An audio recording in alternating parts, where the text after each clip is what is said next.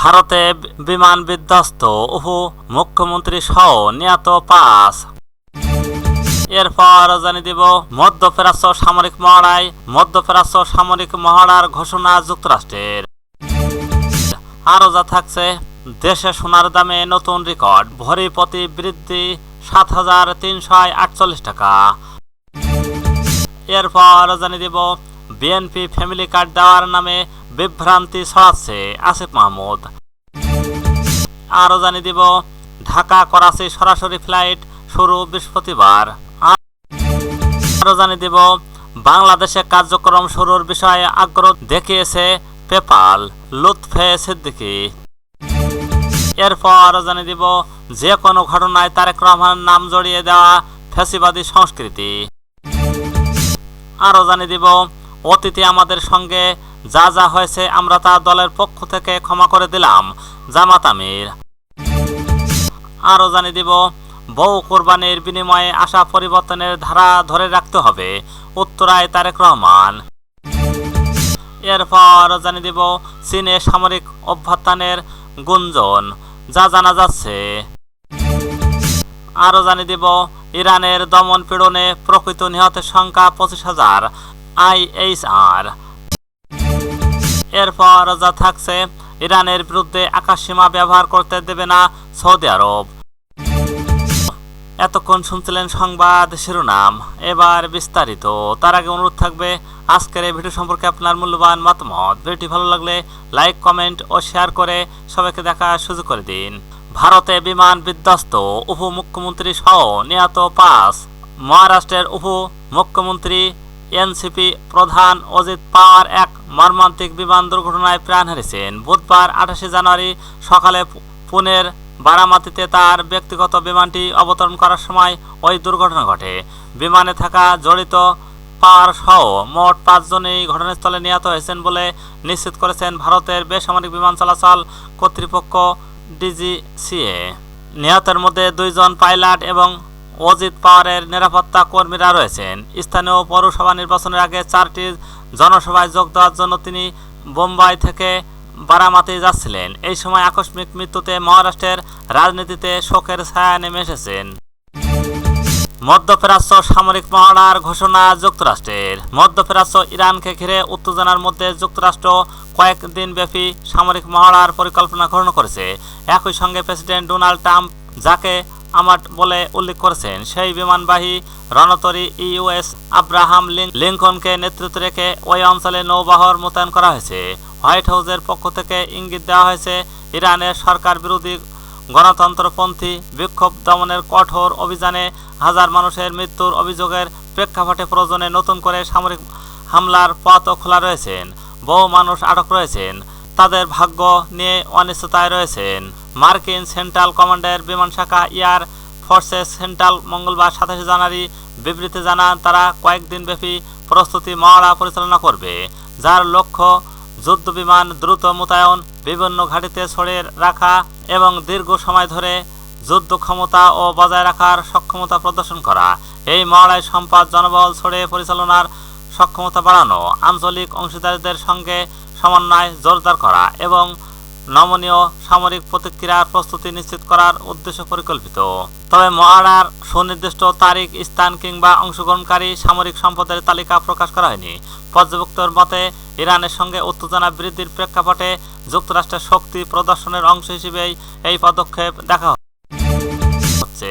দেশে সোনার দামে নতুন রেকর্ড, ভরি প্রতি বৃদ্ধি 7,348 টাকা। দেশের বাজারে সোনার দাম আবারও বৃদ্ধি পেয়ে সর্বকালের সর্বোচ্চ উচ্চতায় পৌঁছেছে। বাংলাদেশ জুয়েলার্স অ্যাসোসিয়েশন বাসসুস ও বুধবার 28 জানুয়ারি জানিয়েছেন, সবচেয়ে ভালো মানের অর্থাৎ 22 ক্যারেটের 1 ভরি সোনার দাম 7,348 টাকা বাড়িয়ে 2,69,788 টাকা নির্ধারণ করা হয়েছে। নতুন এই দর আজ সকাল 10টা 15 থেকে কার্যকর হয়েছে। আন্তর্জাতিক বাজারে সোনার দাম বৃদ্ধি এবং স্থানীয় বাজারে তেজাবি সোনার পিওর ও গোল্ড মূল্য বৃদ্ধির প্রেক্ষিতে বাজুস এই সিদ্ধান্ত গ্রহণ করেছে। মাত্র 2 দিন আগেই গত 26 জানুয়ারি সোনার দাম বৃদ্ধি করা হয়েছিল, যা আজ আবারও বৃদ্ধি পেয়ে নতুন মাইল ফলক স্পর্শ করল।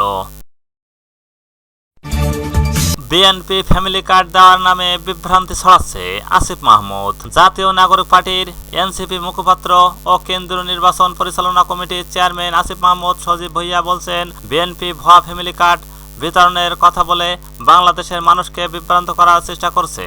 তিনি বলেন, আমরা তরুণদের কার্ডের নামে ভাতা নয়, আমরা তাদের আত্মনির্ভরশীল করতে চাই, পরনির্ভরশীল করে রাখতে চাই না। মঙ্গলবার 27 জানুয়ারি রাত 9:30টার দিকে কুমিল্লা টাউন হল মাঠে এনসিপিও আয়োজিত সুশাসন, রাষ্ট্র সংস্কার, দুর্নীতিমুক্ত বাংলাদেশ গঠনের লক্ষ্যে দেশব্যাপী কর্মসূচির অংশ হিসেবে পথসভায় এইসব কথা বলেন তিনি।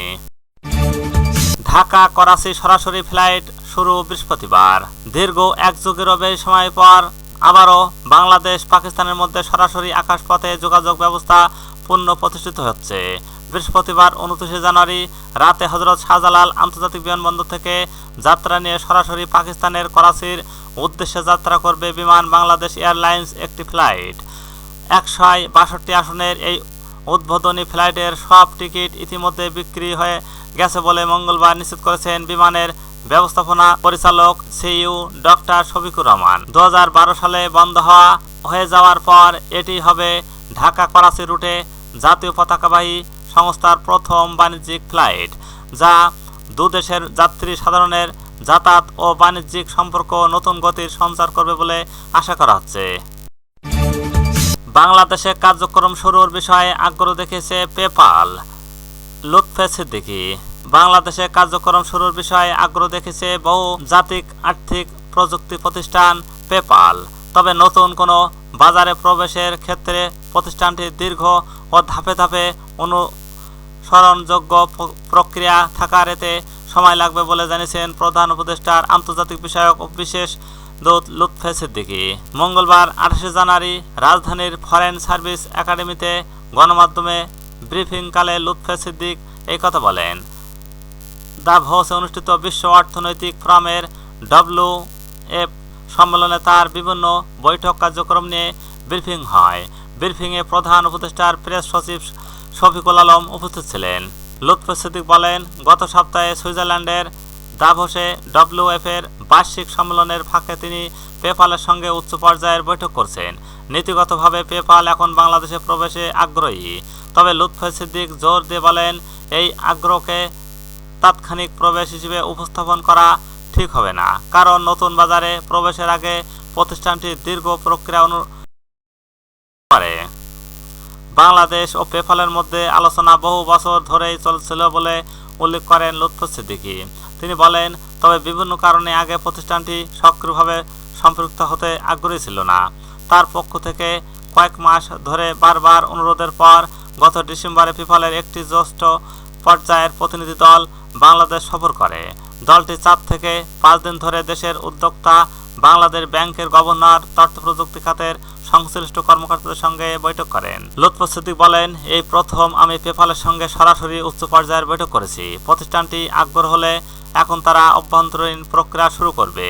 এই প্রক্রিয়ার অংশ হিসেবে পেপালের ভেতরে আলোচনা, বিতর্ক পরিচালনা পর্যায়ের সিদ্ধান্ত প্রয়োজন হবে বলে উল্লেখ করেন লুৎফে সিদ্দিকী। তিনি বলেন, এই সব শেষ না হওয়া পর্যন্ত বাংলাদেশে পেপার আসছে এমন কোনো ধারণা তৈরি করতে চায় না প্রতিষ্ঠানটি।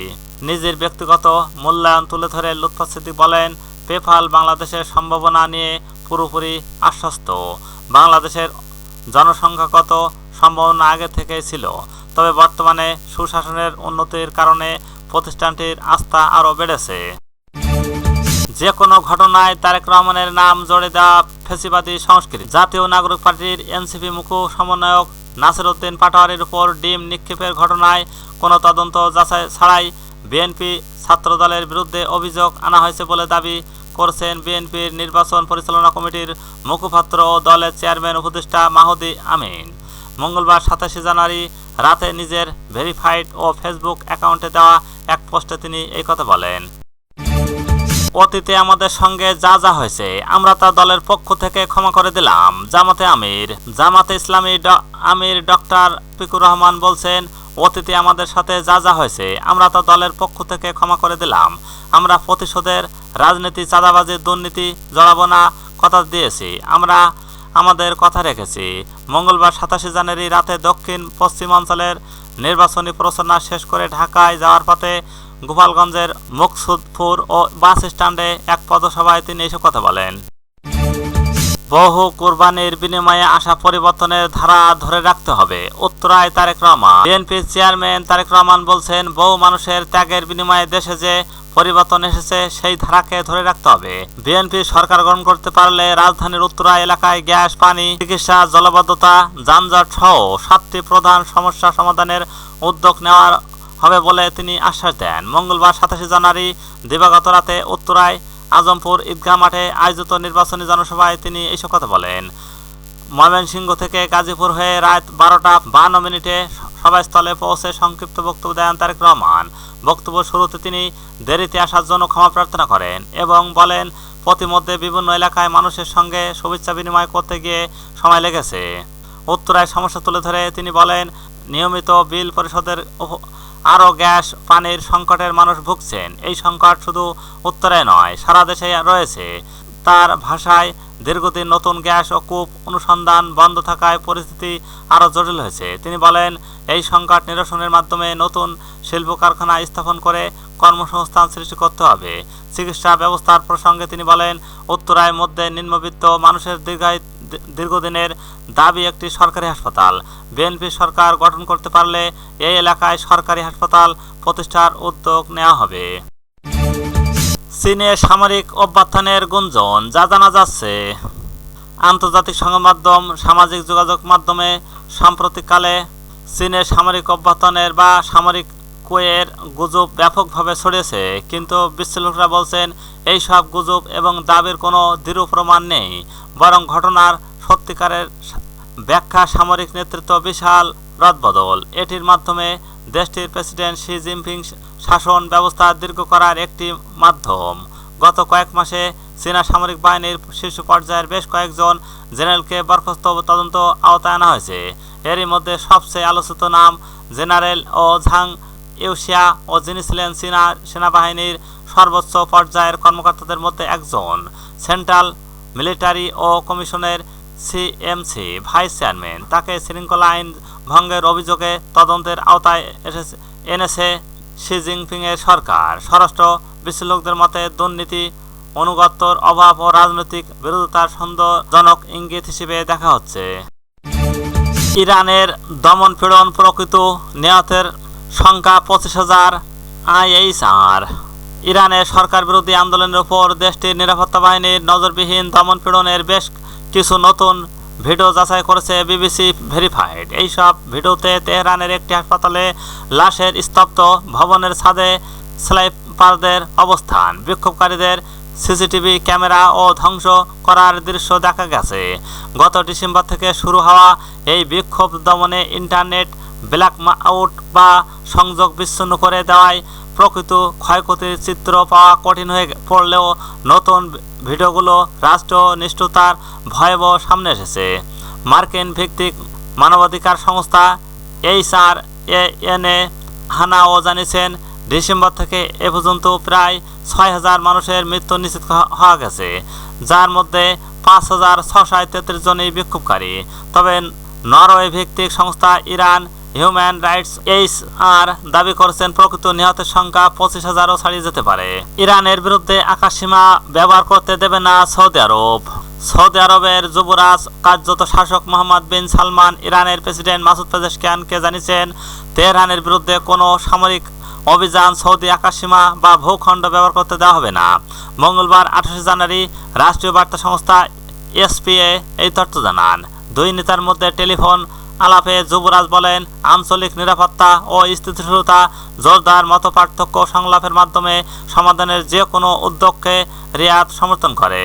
এর আগে ইরানের গণমাধ্যম জানান, প্রেসিডেন্ট পেজেশকিয়ান যুবরাজকে বলছেন, আন্তর্জাতিক আইনের কাঠামোর মধ্য থেকে যুদ্ধ এড়াতে সহায়ক যে কোনো প্রক্রিয়াকে তেহরান স্বাগত জানায়।